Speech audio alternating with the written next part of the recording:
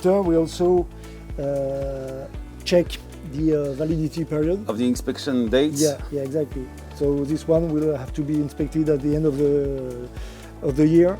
And so when you deliver the boat after the phase out, all the safety equipment and gear is ready for use and has been inspected and is ready to be sailed. Exactly.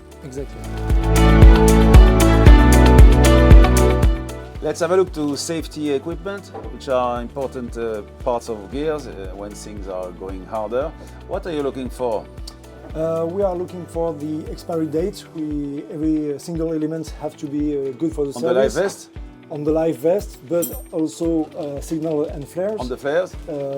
As well as the life raft, of course.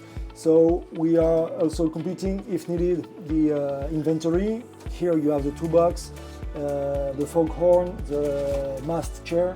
So everything has to be completed, and also according to the regulation of the state where the boat is registered.